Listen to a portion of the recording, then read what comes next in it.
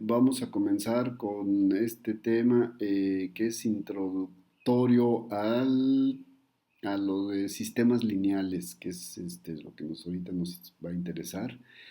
Así que vamos a verlo en dos partes. Esta es la primera parte. Vamos a ver algo, pues, algunas cositas, algunas cosas tópicos que son del tema de álgebra lineal. Vamos a ver vectores y matrices en esta ocasión. Y empezamos pues con los vectores. Es decir, nos vamos a restringir principalmente a R, al plano y al espacio euclidianos. No vamos a ver más casos, pero claro, eso se puede generalizar. De hecho, algunas cosas las damos en forma general, pero no las vamos a considerar completamente. Comenzamos entonces con las condiciones para que un conjunto de objetos sea considerado un espacio vectorial. Y aquí damos la definición. Entonces, esto es un conjunto V de una colección de objetos, es un espacio vectorial sobre un campo. Aquí vamos a doy la definición en forma general, pero en realidad vamos a usar nada más los reales. O sea, es decir, nos vamos a restringir, vamos a tratar de hacerlo simple. Entonces, en este caso uso un campo F, pero en realidad van a ser los reales. Entonces, es un espacio vectorial este espacio, este conjunto, esta colección. Si para tres elementos de esa colección, es decir, U, B y W, aquí hay que tomar en cuenta una cosa, que vamos a usar por esta ocasión, bueno, y tal vez más adelante también, esta notación U, B, W o W para referirnos a vectores, es decir, pertenecientes al espacio vectorial B.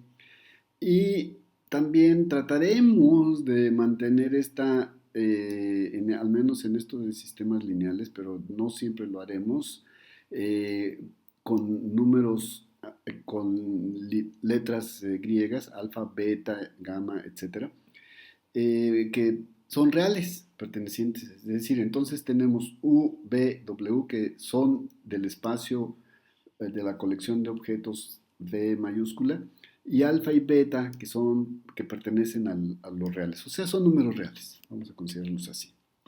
Entonces, si para estas causas se tiene una operación que vamos a decir a definir como suma, que se da entre dos elementos de V, cualquier par de elementos, y tendremos otra operación que vamos a llamarle producto entre elementos de B y elementos de los reales.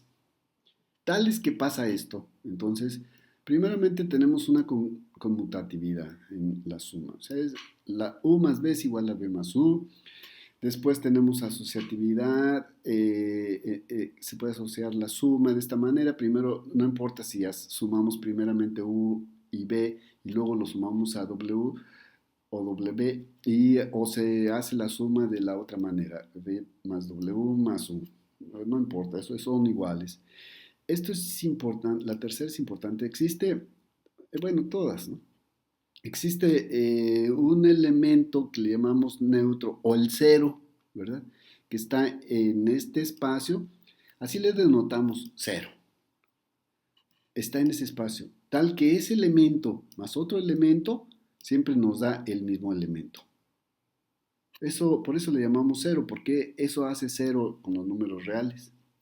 Pero acá tenemos otros espacios, o sea, no piensen que este va a ser un cero numérico totalmente. No, no, no, no. O sea, ya veremos más adelante que así eso no pasa.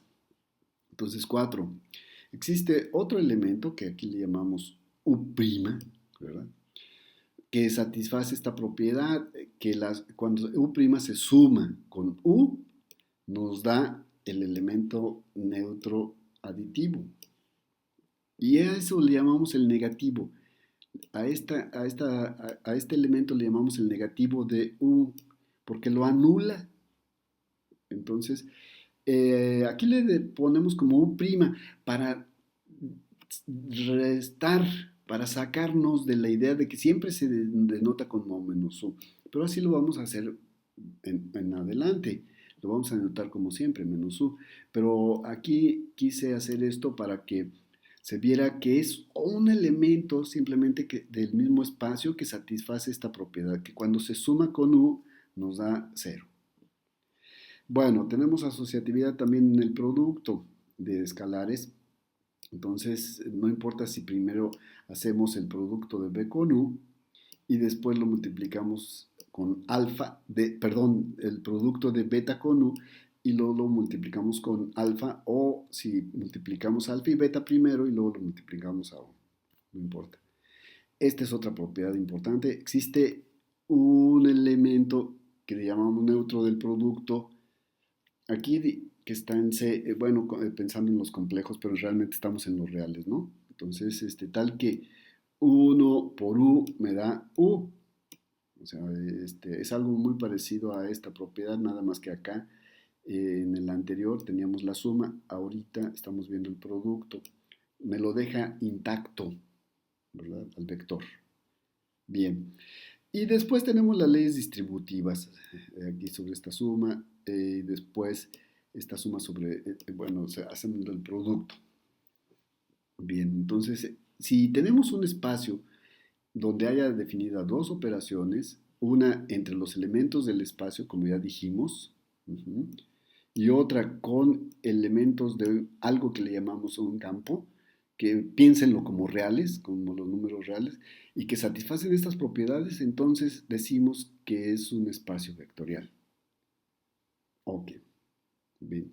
O sea, es un conjunto de vectores y a sus elementos les llamamos vectores. Entonces, a los elementos, cuando se satisfacen todas estas propiedades que puse aquí de la 1 a la 8 y, y hay las dos operaciones correspondientes, entonces a B le llamamos un espacio vectorial y a sus elementos les llamamos vectores. Siempre que pase eso. Y tenemos varios, pues un montón de ejemplos, pero aquí nos vamos a centrar principalmente en estos. En la línea recta, en el plano y en el espacio tridimensional. Entonces los elementos de la recta, del plano y del espacio tridimensional. Y más generalmente, pues los elementos de Rn satisfacen estas condiciones que acabamos de dar y por lo tanto, pues a sus elementos se les llama vectores. Aquí tenemos que recordar un poquito algunas cosas y eso lo voy a hacer en el transcurso de estas notas. Vamos a recordar algunas cosas y vamos a repasar algunas cosas que a veces damos por hecho cuando estamos viendo esto, pero que a veces no se recuerdan bien, ¿verdad? Ok, entonces recordamos que el producto cartesiano de un conjunto es decir, aquí está el conjunto A y el conjunto B, entonces es el conjunto de todas las parejas ordenadas, tales que la primera está en el primer conjunto y la segunda en el segundo conjunto. Ok. Bien, entonces, desde ese punto de vista, R es el conjunto de los números reales, así que R2, pues es R cruz R, que es el conjunto de todas las parejas, es decir, es el plano cartesiano. R3, pues es R cruz R, y es el conjunto de todas las triadas o tercias, como quieran llamarlos, X, Y, Z de números reales. Es decir, es el espacio tridimensional al que estamos acostumbrados. Una nota importante. Bueno, y pues sus elementos, los elementos de R, los elementos de R2, de R3, son vectores. Los vectores tienen una notación, pero no siempre se denotan de la misma manera en todos los textos, ¿no? Es decir, y esto es un warning que quiero poner aquí, porque uno cuando es estudiante va de un libro al otro, va a internet, va a otras partes, y en muchos autores los denotan de manera diferente, así que quiero a poner atención en esto. Entonces, a veces se denotan con negritas, a veces con una flecha, o con letras diferentes. Entonces, y o con letras diferentes, porque fíjense, por ejemplo, los podemos encontrar así, en esta notación, o con una R, o bien con una flechita encima y de otras maneras, ¿eh? Es decir, yo los he llegado a ver con una subraya, pero en fin, hay muchas maneras de denotar, varias maneras de denotarlos. Entonces a estos vectorcitos de R2 y R3. Bien, un elemento, por ejemplo aquí miren, y eso es otra nota que voy a decir ahorita, tengo que decirla. Vamos a usar una notación diferente a lo largo de esta nota, porque mi propósito es que nos vayamos despegando del uso cotidiano de una sola notación y que vayamos practicando la notación de muchas maneras y de muchos autores. Entonces, algunos autores denotan así a vectores, otros los denotan así, aquí como lo estoy haciendo, y en fin, se denotan de varias maneras, que es lo que acabo de decir hace rato, pero entonces vamos a tratar de usar varias notaciones. Yo los voy a ir marcando en el momento en que los usemos, pero vamos a usar distintas para no ajustarnos nomás a una. Ok, entonces un elemento de R, un elemento de un vector, lo podemos representar como un vector pues, de una, dos y tres componentes, como ya hemos dicho. Así que entonces R lo podemos poner así si estamos hablando de la recta, o lo podemos poner así como si estamos hablando del plano, o bien de esta forma si estamos hablando del espacio tridimensional.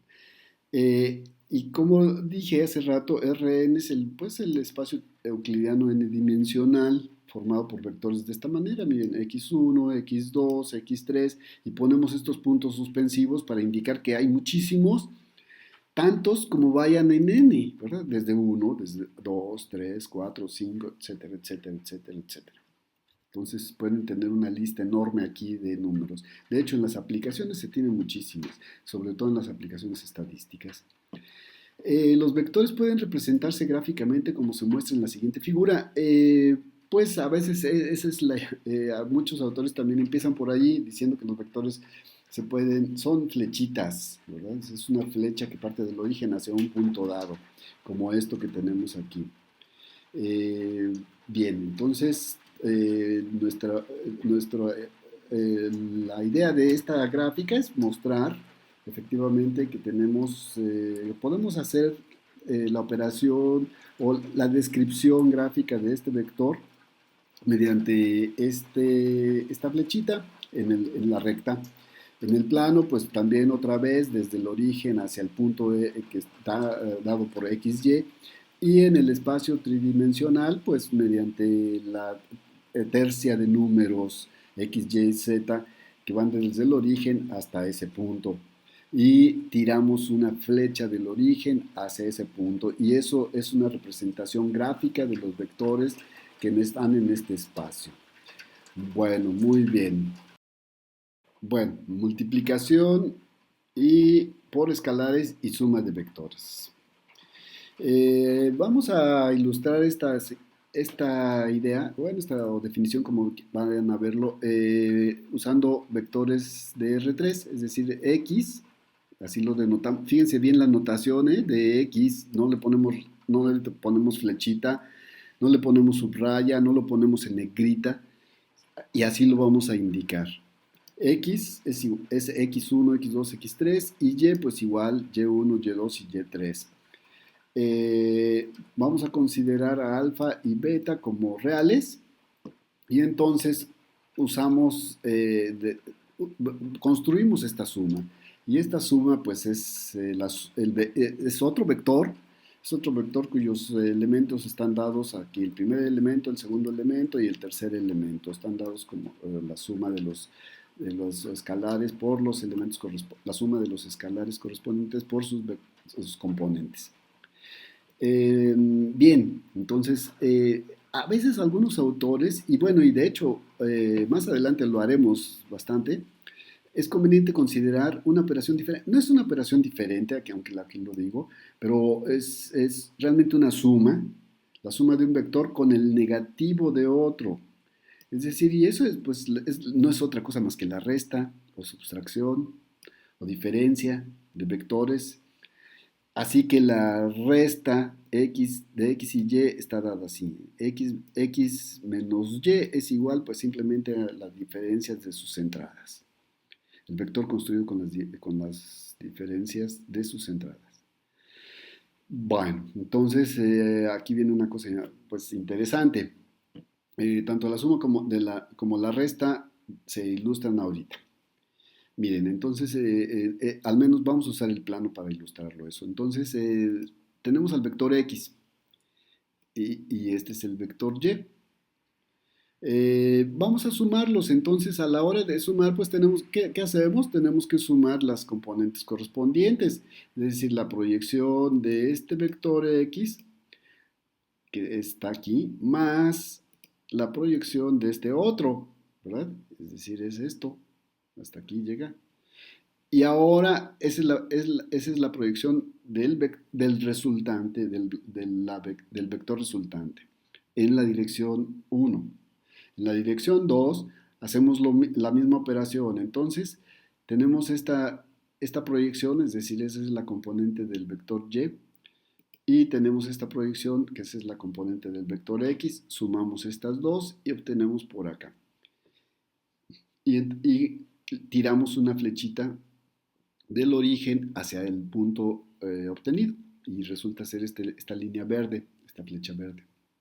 Entonces, esta operación se puede hacer de manera gráfica mediante la regla del paralelogramo, que ya no lo voy a poner aquí, es decir, trazamos una recta paralela. Antes de descomponer esta figura, permítanme, bueno, vamos a descomponerla. Entonces, hacemos algo así como esto, es decir, trazamos esto y venimos y lo ponemos acá, miren, aquí está, esta es la suma. También esa es otra manera de construirla. Sumamos x más y, ¿verdad? Nomás que ya dejamos acá atrás el nombre de y, pero en fin, esta es la idea. Entonces aquí lo regresamos. Bien, la resta. Pues la resta, otra vez, entonces habrá que, ¿la resta de quién? Pues la resta de x menos y. Entonces, a la componente de x habrá que restarle la componente de y, que es decir, a este número que tenemos aquí sobre el eje 1 habrá que restarle el mismo número que es la componente de y. Eso nos da 0, entonces, pum, aquí 0. Ahora, a este número sobre el eje 2 habrá que restarle el otro número. Como tenemos las mismas unidades, pues nos queda un 1 y este es lo que resulta de la resta, este vector.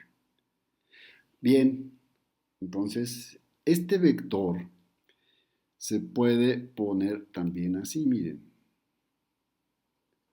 Ok, entonces, y eso se entiende así, este vector en azul o morado, como vean, es la resta de x, o sea, es la operación x menos y.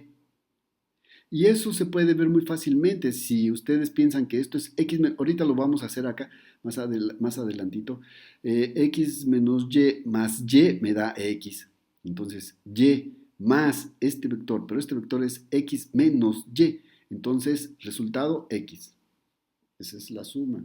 Pero bien, ¿qué hemos hecho estas operaciones que pongo aquí? Pues hemos trasladado los vectores, miren, los traslado aquí. Eso es una propiedad básica de los espacios euclidianos. Los vectores se pueden trasladar,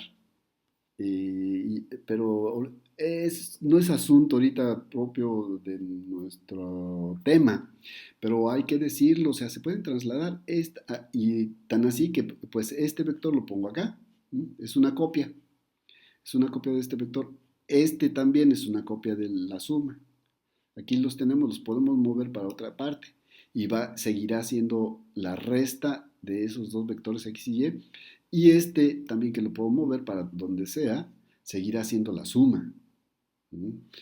Porque se pueden trasladar. Es transporte paralelo en otras palabras, pero bien, vamos a seguir, ¿no? Vamos a intentar, no nos vamos a meter en esto. Vectores tangentes y desplazamiento. Este es un ejemplo o es un caso que sí se debería tratar, pero bueno, lo dejamos aquí, al menos en los nombres. Vectores tangentes. Estos vectores siempre corresponden a diferencias, ¿m?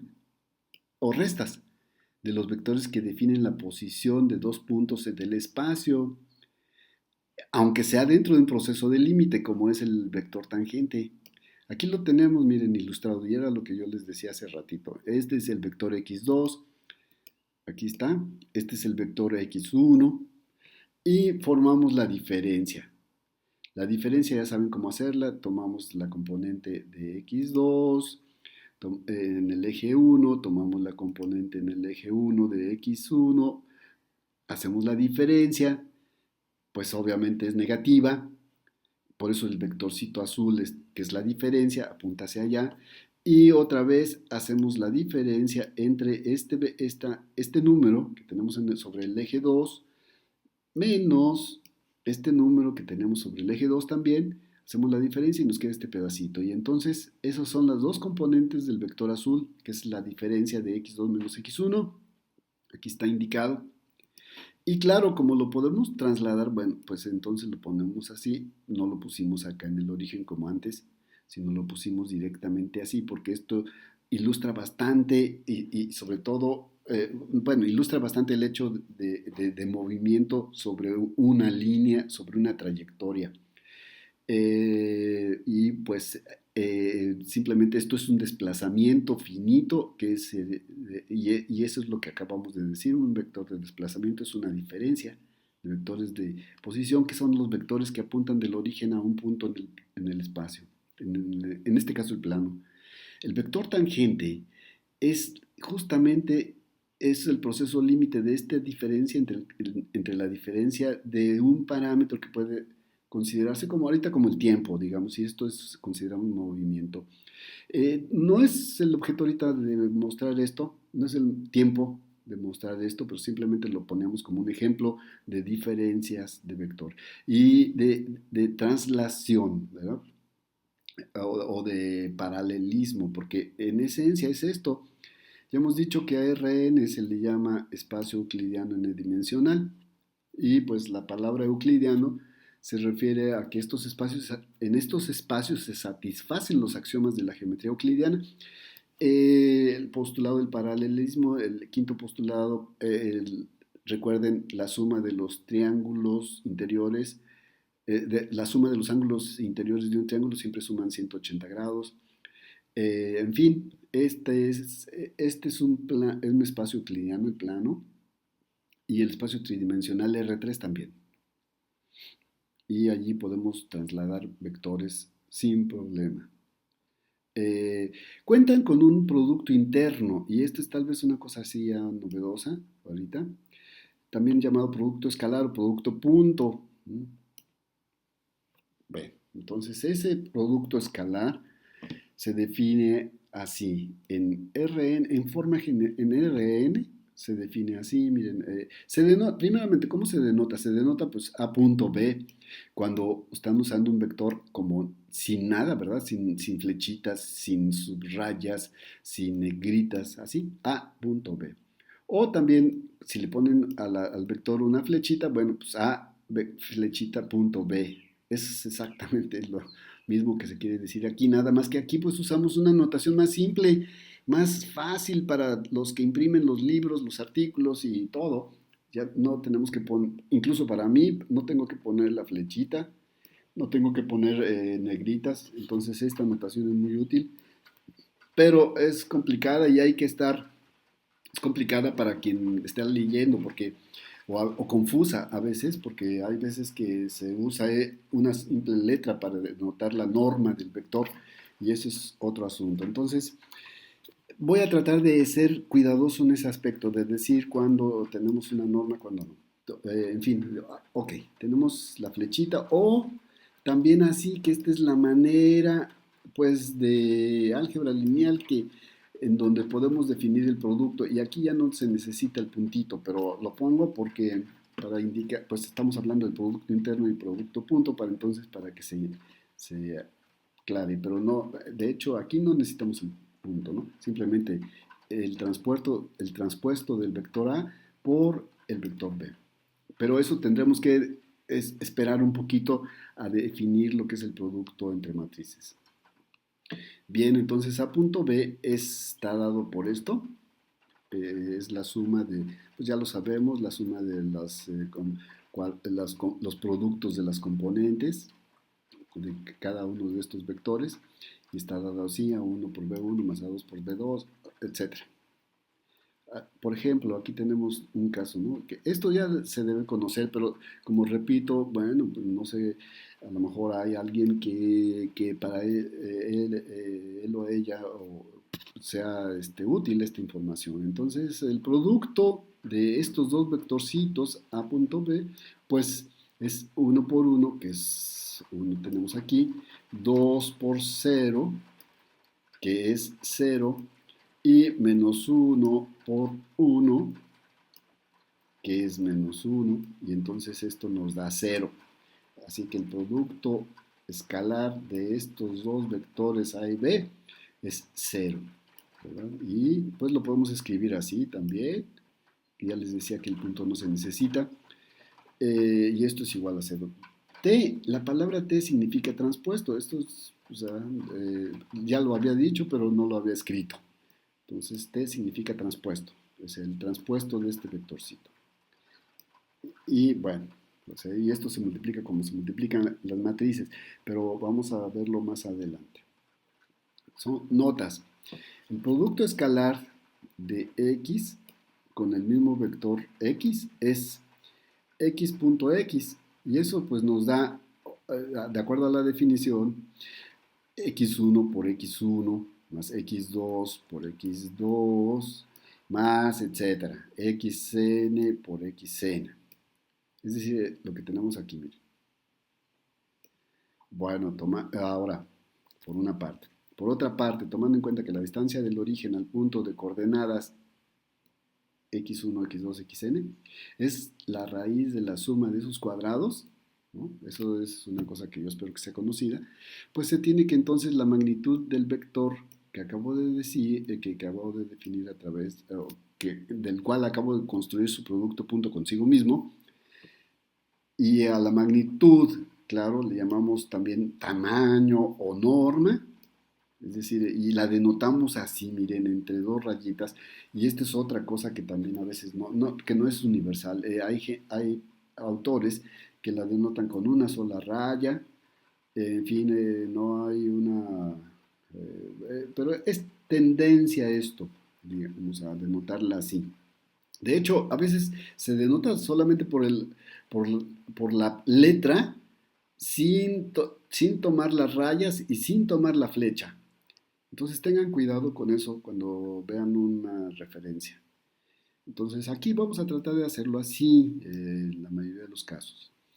Cuando no, pues diremos explícitamente eso. Entonces lo vamos a denotar así. ¿Qué vamos a denotar por esto? La norma o magnitud o tamaño del vector x y está dada entonces por esta suma de cuadrados tomándole la raíz. Y eso significa que es la raíz de x.x, o sea, la raíz del producto escalar.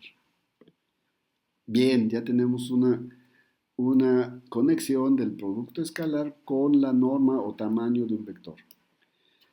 Dos, un vector, esto es información también, un vector que su tamaño o norma sea un 1, se llama vector unitario. ¿Sí? Y en ocasiones se denota con un acento circunflejo. De manera que aquí está el acento circunflejo, miren, sobre X. Así que si este vectorcito es unitario, entonces su magnitud es 1, porque es unitario. 3. De cualquier vector nulo puede obtenerse un vector unitario con una operación simple, muy, muy simple, dividiendo entre su norma. Es decir, si a este vector dado que es no nulo, es decir, no es el vector 0,0000, lo dividimos entre su norma, obtenemos un vector unitario que siempre está en la misma dirección que el vector original. ¿Mm? Y que, claro, en términos de él se puede escribir el vector x dado originalmente. Se puede escribir así, como su norma, por el vectorcito unitario en su dirección. Bien, son cosas que a veces se nos escapan, pero son bastante útiles, ¿eh? Por ejemplo, esta es bastante útil si nosotros nos ponemos a trabajar en el plano y en coordenadas polares y empezamos a hacer diferenciación de vectores para obtener las expresiones de vectores tangentes y vectores normales en el plano. Bien, bueno, tenemos una proposición. Esta es una cosa también que es bastante común y usual, pero muchas veces no se muestra por qué. El producto escalar de A con B, fíjense, aquí los estamos denotando como letras nada más. Ujú. Se puede escribir así y acá los ponemos como flechas, o sea, para brincar de una a otra, o sea, y tratar de olvidarnos de que tiene una sola notación. Entonces, A punto B se puede escribir como la norma de A por la norma de B por el coseno del ángulo que se encuentra, que forman los dos vectorcitos. Bien, ok, entonces si eso es, aquí está en otra forma, miren. Y por eso pongo esta nota. Atención, son magnitudes aquí, porque lo van a encontrar en muchos libros, así. Son magnitudes aquí, no vectores, porque acá los estábamos usando como vectorcitos. Pero esta es la única manera, la única parte donde vamos a usar las letras simples como magnitudes. Y lo puse solamente con la idea de alerta, de que ustedes noten que esto son magnitudes cuando lo vean en otras partes. La demostración es simple. Eh, bueno, partimos de la definición del producto punto, ¿verdad? Como la suma de los productos de elementos, y A1 por B1 más A2 por B2. Estamos en el plano. Pero A1 es la proyección del vector A sobre el eje 1. Aquí está. A1 tiene esta proyección. B1, pues es igual, bueno, igualmente, más bien, igualmente, B1 es la proyección de B sobre el eje 1. A2 es la proyección de A sobre el eje 2, es decir, perdón, esto que tenemos aquí, este número sobre el eje 2, y B2 pues es la proyección sobre el mismo eje del vector B. Por lo tanto, entonces A1 pues es la magnitud, es decir, es el tamaño de esta flechita por el coseno de teta 1. B1 es igualmente, B1 es B, la magnitud de B por el coseno de teta 2, que es el ángulo que forma con el eje 1. A2, que tenemos acá. A2, bien, A2 es la magnitud de A, perdón, por el seno del ángulo teta 1. Y igualmente para B, tenemos que B2, perdón, es la magnitud de B por el seno de teta 2. Esto que se encuentra escrito aquí. Bien, listo. Entonces ahora sí, sustituyendo en la expresión 2, miren aquí, sustituyendo estas igualdades en esta expresión que tengo iluminada, pues tenemos entonces, vamos a sustituir a 1. A1 es esta parte, de acuerdo a la igualdad que tenemos acá. B1 también, pues tenemos esta otra. A2 es esto y B2 es esto de aquí. Hacemos operaciones, factorizamos y tenemos esta expresión, esta igualdad aquí, con esta suma de productos de coseno y seno. Bien, pero pues eso es coseno de teta 2 menos teta 1, esta expresión. Eso también espero que se sepa bien. De manera que entonces finalmente hemos llegado a esto, que el producto A por B es el producto de las magnitudes por el coseno del ángulo que forman. Y pues teta es ese ángulo. Bien, entonces esta es una propiedad importante, ¿eh? De esta manera definimos ángulos entre vectores o los encontramos, como quieran verlo. Bien, vamos a ver ahora las normas vectoriales. Una norma vectorial. Una norma vectorial en Rn, pues es una función denotada así también. Fíjense las rayitas que tenemos.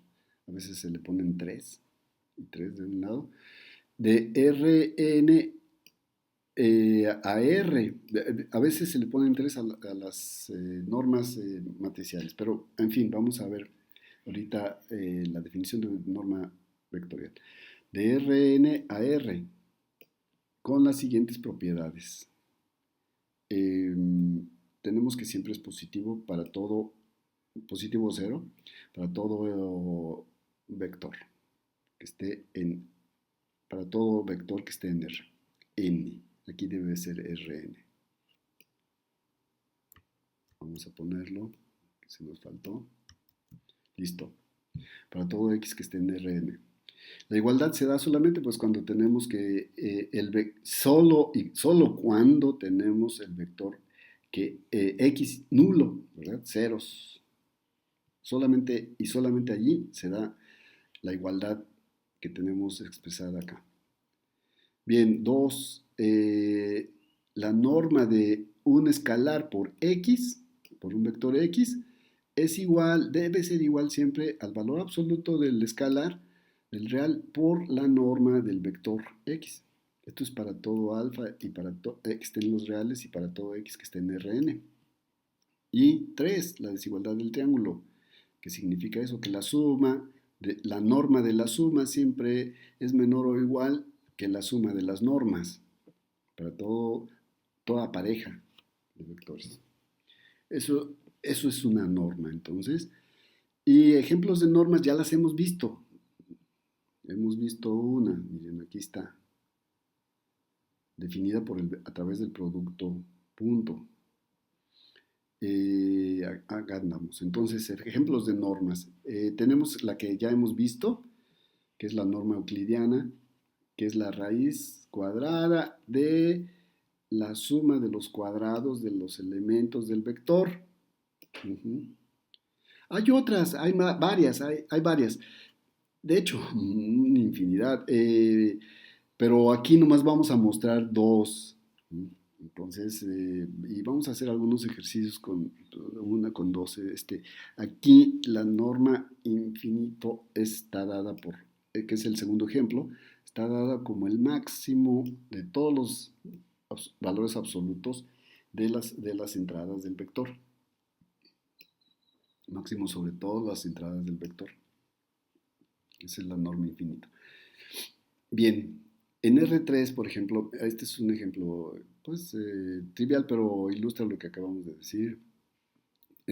Los vectorcitos que tenemos acá son unitarios. ¿Y por qué? Pues porque la norma de este vector x1 circunflejo, gorrito, esos vectores tienen norma igual a 1. Aquí está, la norma euclidiana, es decir, el 1 cuadrado más 0 cuadrado más 0 cuadrado es 1. Acá 0 cuadrado más 1 cuadrado más 0 cuadrado es 1. 0 cuadrado más 0 cuadrado más 1 es 1, que es esto que estamos estableciendo aquí. Pero también la norma infinito satisface eso. ¿Cuál es el máximo de estos tres elementos en valor absoluto? Pues el 1. El máximo de estos tres números en valor absoluto, 1, igualmente para la tercera componente. Entonces es 1. Bueno, Muy bien, vamos a ver un poquito de matrices para continuar. Después volveremos un poquito más a trabajar vectores, de hecho es parte del trabajo. Aquí estas notas. Matrices, entonces la definición, primeramente, una matriz es un arreglo pues de escalares, es decir, vamos a reales, vamos a tomar reales. Aquí, usualmente el campo son los reales, no es necesario, no siempre pasa, a veces, de hecho, los complejos se usan bastante, pero aquí vamos a usar los reales. Entonces, es un arreglo de m por n escalares que se escriben así, miren. N columnas por, bueno, más bien al revés, ¿no? Serían m filas por n columnas.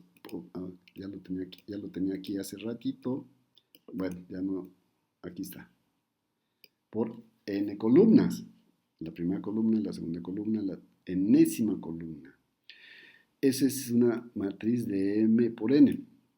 Y decimos que ese es su tamaño. Y así la escribimos o la denotamos. Eh, esto con relación a la notación también hay cambios, no siempre se sigue la misma, pero también esta es una tendencia bastante común encontrar esto, que sean utilizadas letras latinas mayúsculas para denotar una matriz. Y claro, también este paréntesis a veces no son paréntesis, a veces los autores lo usan como un corchete, pero pues también esto es como bastante común de encontrarla en una notación así de paréntesis. Y se denotan, las entradas de la matriz se denotan y se van escribiendo en este orden. A11, A12, A1N, A21, etc. Hasta acabar MN. Bien. Se pueden definir operaciones entre matrices. Se puede definir algo como una suma, la suma.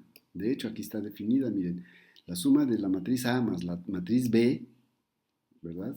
O sea, donde A y B son matrices de M por N, está dada por la suma de las entradas correspondientes. Muy simple. Se puede definir la multiplicación entre matrices, dos matrices, A y B. Entonces, la matriz A por la matriz B es la matriz resultante que tiene entrada JK y esa entrada se construye así. En esta expresión las matrices se consideran cuadradas, ojo, aquí en esta expresión que estamos dando. Aquí más adelante aquí enseguida damos cómo se hace cuando las matrices no son cuadradas. Si no es así, bueno, pues ver la nota.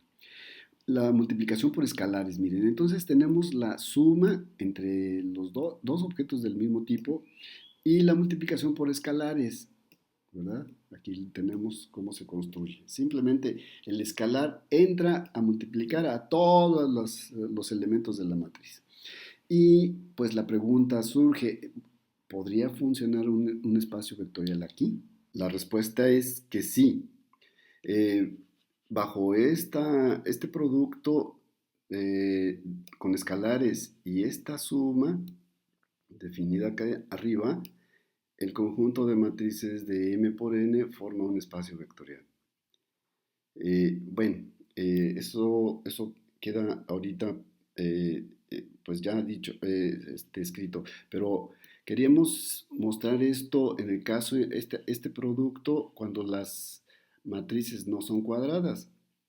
Si no son cuadradas, entonces pues el producto se hace de otra manera, es decir, aquí está dado, miren, los subíndices internos deben ser iguales para poder realizar el producto, es decir, aquí lo tenemos, el producto de A con B, donde A es M por R y B es R por N. Entonces la suma se hace sobre las columnas en la matriz A y sobre los renglones en la matriz B. Aquí sobre estos índices, el índice L que está en ambos elementos, en ambas entradas. Y desde L igual a 1 hasta R. Entonces, de esta manera se define el producto de dos matrices cuando no son cuadradas. Y bueno, pasamos a describir entonces las matrices cuadradas, el producto de matrices cuadradas. Yo les recomiendo que piensen en esto, miren, cuando tienen el producto de A con B, por ejemplo, A es esta matriz, B es esta otra, separen la matriz B en vectores columna, es decir, aquí tenemos la primera columna de B, la segunda columna de B y la tercera. Entonces, el producto de A con B, realícenlo así, columna a columna, por el lado de B. Así como se muestra aquí, miren. Tenemos la matriz A, tomamos el primer vectorcito, entonces hacemos esta operación de matriz vector para colocarla perdón, en esta parte, es decir, en este elemento, en esta entrada y en esta otra, para formar la primera columna del producto. Después, pues quitamos este y ponemos esta otra columna. Hacemos el producto y el resultado lo colocamos en la segunda columna de la matriz del producto. Y eso lo realizamos también con la última columna de la matriz B. Entonces la colocamos aquí, en lugar de esta, así. Realizamos el producto de la matriz A por este vectorcito, columna, y el resultado, que es un vector, lo ponemos aquí en las entradas correspondientes de la tercera columna de la matriz A por B. De esa manera se puede hacer fácil o recordar fácilmente cómo se multiplican las matrices.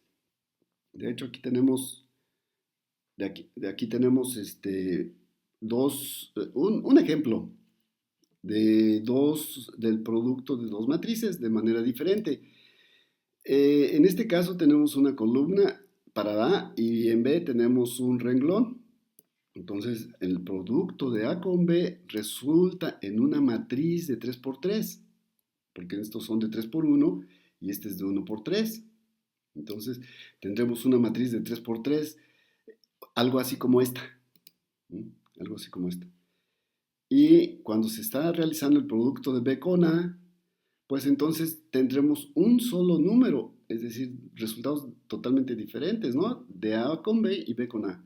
Tendremos un solo número, porque tendremos este vector que es transpuesto por este otro que es columna, y eso tenemos un solo número. El producto ese nos da un solo número. Bien, pues algunas de las propiedades importantes son esas, ¿no? Uno, el conjunto de las matrices forma un espacio vector de M por N, forma un espacio vectorial. Otra propiedad, en cuanto a la multiplicación entre matrices cuadradas, es decir, una matriz por otra, hay que decir que existe una matriz que las deja intactas, es decir, y esa se llama matriz identidad, y es la matriz formada por ceros en todas partes, excepto en la diagonal principal donde tiene puros unos. Esa es la matriz identidad. Y a la hora de multiplicar esa matriz por otra, deja intacta a la otra. Bueno, y otras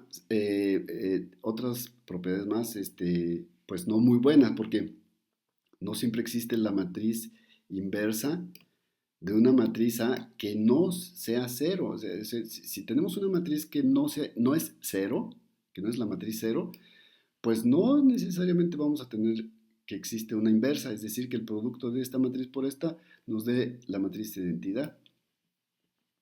Esa es una de las cosas que hay que tener cuidado. La multiplicación no es conmutativa. El producto, en general, el producto AB no es igual a B por A, ya lo acabamos de mostrar con un ejemplito.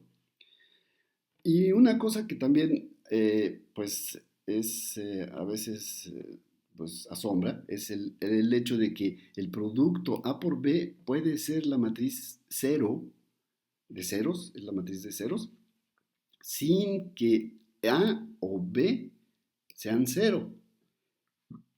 Y aquí tenemos un ejemplo, miren. Considérese este caso, esta matriz A de 2 por 2 y esta matriz también de 2 por 2. Eh, y el producto de estas dos matrices, pues es cero. Aquí matemática nos está ayudando para decir efectivamente, tienes cero en la primera entrada, cero, cero y cero. Muy bien. Entonces ahí debemos tener cuidado con esto. Eh, recuerden que esto es una cosa abreviada, es un método, es un cursito abreviado, es decir, estoy obviando muchas cosas, haciendo muy triviales otras, pero tratando de abreviarlo, todo lo que se ve en un curso normal. Bueno, matrices y transformaciones lineales. El producto matriz-vector se puede ver como una transformación de vectores a vectores, ¿no? Esto es también interesante. La matriz A, consideren este ejemplo, la matriz A, y vamos a hacer el producto con un vector. Aquí el vector 1, menos 1, 0. Entonces hacemos el producto y tenemos entonces el resultado que en la primera componente del resultado es menos 1, la segunda componente del resultado es 1 y luego la tercera es esta. ¿Qué obtuvimos? Bueno, nada, simplemente pues que el vector original 1 menos 1, 0 se fue a este otro vector mediante la acción de la matriz A. Entonces, una matriz cuadrada como esta puede verse como una transformación para estos vectores de R3, una transformación lineal. Bien, esto si quieren pues pueden consultar transformaciones lineales en otros libros y aquí tienen la primera entrada, ¿no? Combinaciones lineales. Bueno, una combinación lineal de vectores pues es la suma de todos ellos multiplicados, siendo multiplicados cada uno por un escalar. Ejemplo de una combinación lineal, bueno, pues aquí tienen otra vez el producto de una matriz por un vector. Y vamos a ver. Bueno, ¿cuál es el vector resultante? ¿Cuál es el vector resultante? Pues entonces tenemos que, para hacer la multiplicación, pues tenemos que multiplicar a x1, bueno, tenemos que multiplicar a x1 por este número, por este número y por este número, ¿verdad? Entonces es realmente lo que estamos haciendo aquí. X1 se multiplica por todo este vector, por esa columna, la columna C1. Después X2 se multiplica por esta columna que viene aquí, 2 menos 1 y 0. Y finalmente el X3 se multiplica por la columna 3. 0, 2 menos 2, 0, 2, 2. ¿Y qué es esto? Pues es una combinación lineal. Esto es una combinación lineal de los vectores columna C1, C2 y C3. Es una combinación lineal de esos vectores. Bien, este es un ejemplo. Esto lo vamos a usar después, ¿eh? Entonces, otro ejemplo importante, bueno, pues es el siguiente. Dado cualquier vector x1, x2, x3, ese lo podemos descomponer también así, miren, x1 por este vector más x2 por este vector y x3 por este otro. Bien, a este vector le podemos cambiar el nombre, le podemos nombrar como x1 gorrito, x2 y al siguiente vector como x2 acento circunflejo y x3 gorrito a este otro. Y claro, pues x1 y x2, x3, esos números no los he tocado. Entonces, es lo que digo aquí. X1 lo hemos tomado como, es decir, este vector lo hemos tomado como lo hemos renombrado, ¿verdad? A este lo hemos renombrado como x2 gorrito y a x3 gorrito a este vector lo hemos puesto como x3 gorrito. Estos vectores son unitarios, eso ya lo vimos. Y pues una notación diferente, pero es bastante común, es llamarles i en vez de x1, llamarle j y llamarle K a estos. De manera que encontrar una expresión como esto para el vector X es bastante común, ¿eh? Es decir, ya no le llamamos R, ya no le llamamos X, le estamos llamando R, y entonces tendremos pues esta notación que es bastante común para un vector que acá arriba habíamos puesto como X y aquí la estamos poniendo como R. El espacio columna de una matriz, esa es una cosa también que vamos a usar. El espacio columna es la unión de todas las posibles combinaciones lineales de los vectores columna de una matriz A dada. ¿Sí? Esa es su definición. Ejemplo, miren este ejemplo. Consideren la matriz A. Entonces el espacio columna, bueno, la primera columna, pues aquí está, 4 y 2, aquí está el vectorcito. La segunda columna es 2, 1, aquí está su vectorcito.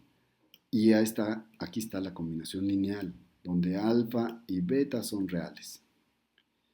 Bueno, pues vamos a hacer un poquito de números y aquí tenemos, a ver, la suma de esta combinación la podemos escribir. Noten que 4 y 2 factorizamos 2 para dejar esto en 2 alfa y 2, 1 más la otra parte que es beta por el vector 2, 1. Como este vector es el mismo, pues lo factorizamos también y entonces nos queda finalmente que es los números 2 alfa más beta, que son números, por este vector.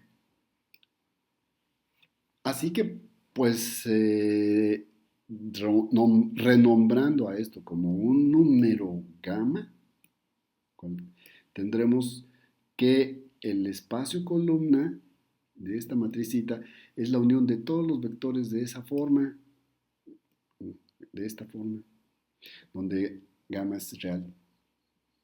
Así que si gamma es 0, entonces el vector resultante será 0, 0. Si gamma es 1, el vector resultante es 2, 1. Si gamma es menos 1, el vector resultante será menos 2, menos 1. Y así vamos dándole valores a gamma y de esa manera construimos esta recta, miren. Aquí tenemos el 0, 0, donde estoy apuntando el cursor. ¿Qué pasa si tomamos gamma igual a 1? Tendremos el vector 2, 1 y ese es aquí 2 y 1 para acá. ¿Qué pasa si ponemos menos 1? Tenemos el vector menos 2 y 1 para acá, que tenemos aquí este punto. ¿Qué pasa si tomamos un medio? Pues que aquí se nos convierte en un 1 y acá abajo en un medio. Entonces, un 1 y un medio es este punto. Y dense cuenta de que entonces estamos formando, y la combinación de todos los números posibles nos formará esta recta que pasa por el origen. De manera que esta recta representa gráficamente a todos los vectores del plano que forman el espacio columna de esta matriz. Okay, entonces, esa es una conexión bastante interesante e importante porque va a ser útil. Cómo construir los espacios columna o cómo representarlos gráficamente. Bueno, entonces, para más, no he dado la definición aquí, pero esto es un subespacio vectorial porque tiene al C, etcétera. Es decir, bueno, eso se los dejo un poquito también para que lo investiguen. Es un subespacio. Bien, pasamos entonces a ver lo que es la matriz transpuesta. Estas pequeñas definiciones o hechos de las matrices se supone que pues se conocen, entonces no, simplemente las vamos a dar aquí como por si se requiere en el futuro hacer referencia a esto, ¿no? Entonces considérese una matriz M por N, está dada aquí, es decir, tenemos una matriz M por N. Bien, pues entonces asociada a esta matriz A se encuentra otra que es la transpuesta y la denotamos con una T como superíndice. Y pues, ¿cómo se forma? Pues se forma de una manera muy sencilla. Esta columna pasa a ser ahora un renglón. La siguiente columna pasa a ser el siguiente renglón y así sucesivamente, dando como resultado una matriz de n por m. Si la matriz es cuadrada, entonces podemos definir una diagonal principal, es decir, los elementos A1, 1, A2, 2, etcétera. Si la matriz es cuadrada, aquí tendríamos n por n, ANN. Y a esa línea diagonal se le llama la diagonal de la matriz diagonal principal. Y la matriz transpuesta se forma pues simplemente transponiendo los elementos con relación a esa línea, a esa diagonal. Esa es otra manera, pero es igual, columnas y se intercambian columnas y renglones. Determinante, esta es otra definición, concepto que se supone conocido. A una matriz cuadrada se le puede asociar un número real. Recuerden que estamos con matrices reales mediante el determinante. Y pues ese puede ser calculado por menores. Muy bien, se supone que ya sabemos calcular por menores un determinante. Y vamos a pasar entonces a las normas matriciales. Eh, tenemos aquí pues la definición de una norma matricial. En matrices de n por n, vamos a restringirnos a este caso y vamos a denotarlas así, es decir, esta es la manera en que vamos a denotar una norma matricial, igual que una norma vectorial. No le vamos a poner las 3 rayitas que yo mencionaba hace rato. Vamos a usar 2 rayitas nada más también para denotar una norma matricial. Y tiene estas propiedades. Entonces siempre debe ser pues positiva o cero. Solo será cero, solo y solo si es la matriz nula, es decir, la matriz que tiene puros ceros en sus entradas. Y pues la norma de la matriz obtenida por la multiplicación de un escalar con la matriz original, pues debe ser igual al valor absoluto del escalar por la norma de la matriz. Y pues algo parecido a la desigualdad triangular, aquí tenemos otra vez una situación similar. La norma de la suma de las matrices debe ser menor o igual que la suma de las normas. Y una propiedad, digamos, relativamente nueva es esta, que la norma de un producto de matrices debe ser menor o igual que el producto de las normas también. Si se satisfacen estas condiciones, entonces esa construcción que habremos dado será considerada como una norma matricial. Aquí tenemos unos ejemplos, miren. Hay más normas, ¿no? Pero aquí, de hecho, hay una infinidad. Pero aquí tenemos la norma infinito, pues que se define así. Tomamos los valores absolutos de todas las entradas, ¿no? Y los sumamos por columnas. Es decir, aquí estamos sumando la columna. Pero ahí pasa algo curioso que vale la pena aclararlo. Estamos sumando por columnas. Este índice se refiere a la columna. Eh, pero, ¿qué pasa cuando sumamos por columnas? Bueno, que sumamos este elemento en valor absoluto de este, cuando sumamos este valor absoluto y entonces realmente estamos tomando este renglón y tomando los valores absolutos de las entradas y sumando sobre eso. Tenemos otra norma, la norma 1, que efectúa algo similar pero con las columnas. Entonces ahora tomamos el valor absoluto de este elemento, el valor absoluto de este elemento y el valor, o de esos elementos y el valor absoluto de este otro. Y sumamos ahora en esta dirección. Es decir, sumamos sobre los renglones, ¿eh? Aquí está este índice, el J, se refiere a los renglones. Y en ambos casos habremos, es decir, en este y en este otro habremos construido mediante este procedimiento un conjunto de números, ya sea tomándolas por la suma en esta dirección o en esta otra. Tendremos un conjunto de números y de aquí deberemos sacar el máximo, ¿m? Sobre ese conjunto que se haya obtenido. Y lo mismo en este caso. En este caso tenemos el caso 3 es otra norma que yo le llamo 1 estrella, pero no tiene ahorita caso abundar sobre eso. Es un ejemplo nada más de una norma más. Y en este caso no hay un máximo, sino simplemente tomamos la suma de todos los elementos de las entradas, los valores absolutos de las entradas de la matriz y los sumamos, todos, todos, todos. Es decir, sumamos todo esto, es decir, todos los elementos los tomamos en valor absoluto y los sumamos. Esa es otra norma. Bien, finalmente pues yo nada más les pido hacer un ejercicio que es muy simple, pero es importante porque se practica matemática con esto. Hacer un módulo para calcular la norma infinito y la norma uno. Y con alguna de estas normas, en la parte 2 calcular la norma de una matriz que se llama de Hilbert, de n por n, y cuyos elementos están dados por esto. Bueno, muy bien.